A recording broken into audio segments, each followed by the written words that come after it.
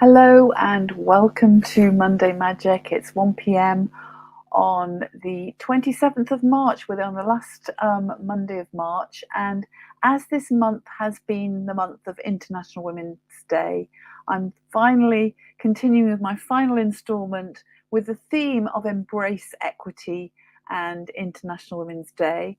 And embracing equity, although my interest is often around women, I really am a stand for inclusive workplaces where everybody has the opportunity to thrive. So I'm going to just talk today about the topic of allyship, because I think that's such an important part of embracing equity, is making sure that we are there for each other. And when we've got influence, power, and privilege, using that in a way that will support those colleagues that may be in more minority groups that don't have those levels of support and privilege that we might be experiencing. So I'm going to talk today about allyship.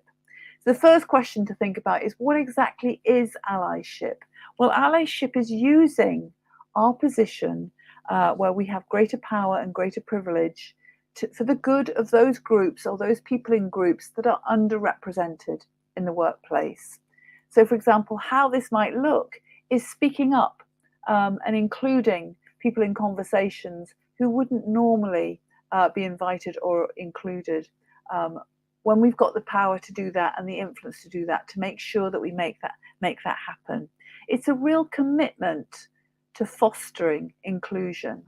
And from a senior leader's perspective, if you take the role of being an ally for underrepresented groups in your workplace, what you're taking a stand for and also role modeling is enabling a much more inclusive culture as well. So it's about creating a culture where everyone has the chance to have a voice, be included, and also creating a culture that in terms of psychological safety is going to be much, much more productive and encourage people to speak up and flag when things might not be going so well, and being honest so that everyone learns together much better. So the culture you create when you're being an ally is absolutely going to be much more positive than one you might create if you're not paying attention to whether everyone is being included or not.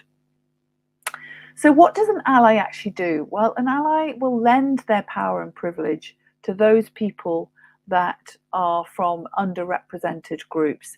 So what this might look like is to simply notice if somebody is, or a group particularly, is not being included, to make sure they are included. This could be something as simple as in your interview processes, inviting someone of a different race or a different gender into your interview processes to make sure that there's a more diverse view in the recruitment process that you're going through. That could be one example of how you might do it. Or it might be just offering opportunities and more visibility, or advocating for people from those underrepresented groups.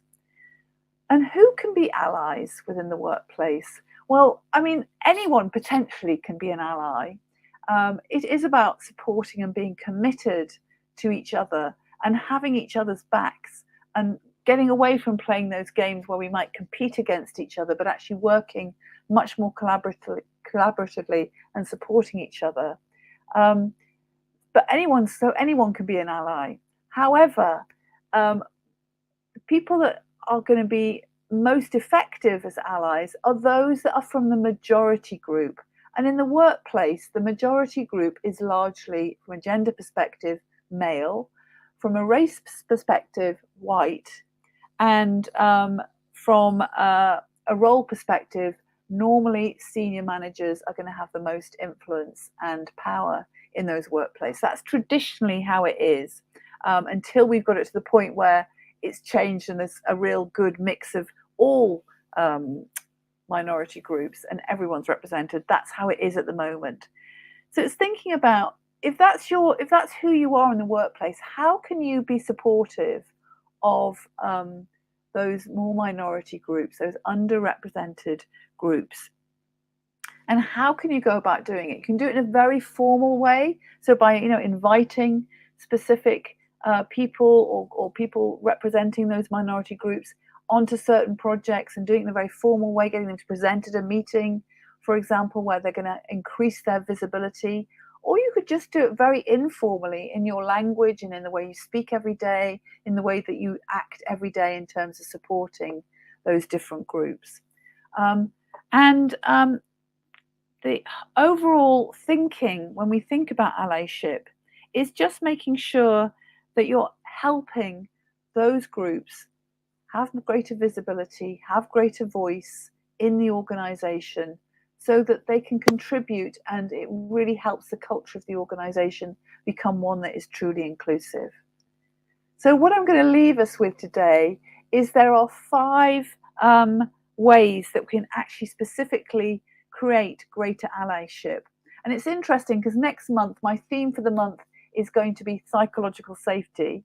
And this does link to psychological safety very strongly. So not only are we creating more inclusive cultures, at the same time, you're going to be creating workplaces where people feel greater senses of safety and security and feel like they can be themselves and speak up and perform to their full potential.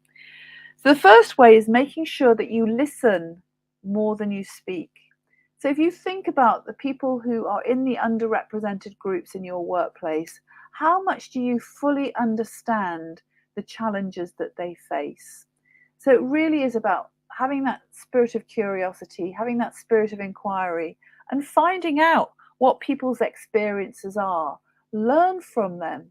Learn the prejudices and the microaggressions that they deal with on a day-to-day basis that you might have no knowledge of in your privileged position. The next thing is having understood that, you're in a position to potentially mentor people from underrepresented groups. As a senior leader within the workplace, you've found your success, you've created your role, you've got your reputation, you'll have learnt loads of things along the way, and that could be of benefit to people from those underrepresented groups. So mentoring them and passing on your experiences of how they can navigate the terrain of your workplace and how what worked for you, how that could potentially work for them in helping them get greater visibility and experience as well. So actually, mentoring is a really key role in that. There's also something about sharing the spotlight as well. One of the biggest challenges we have when it comes to creating more diverse workplaces is the lack of visibility of underrepresented groups. So actually, passing the microphone to those groups that are underrepresented, making sure they get included when there's going to be events and you need speakers for those events. Also making sure that in particular meetings where decisions are made and there are going to be other senior leaders around, that people from minority groups are invited and their voice is heard, and again their visibility is risen as a result, and they get seen around the organization. The fourth thing you can do as a leader as an ally, a leader who is an ally, the fourth thing you can do is make sure that you call out microaggressions and biases when you see them. So be conscious and become more alert to the microaggressions that can go on and to some of the behavioral patterns that can go on within your organization that maybe are discriminatory. For example, one organization I worked with, they always had networking events at the end of the day, which meant that straight away, women who had kids to go and get from school and pay attention to in the evenings, they were excluded from those events because they had to leave at a certain time. So by shifting those events to lunchtime, that would easily make that whole networking opportunity much more inclusive for everybody. So that's the sort of thing as an ally you could be promoting and standing for. And the final thing to think about is also being strategic about what opportunities you can look for. So notice what are the opportunities that would have the most impact within your organization, would make the most difference. Focus on those opportunities in order that you start to create that more inclusive culture and start including your colleagues from those minority groups as soon as you can, and increase the impact of that as soon as you can as well. So there are some thoughts and some reflections on creating allyship as a support of embracing equity in this Women's Leadership Month, International Women's Day month. I hope that's been useful.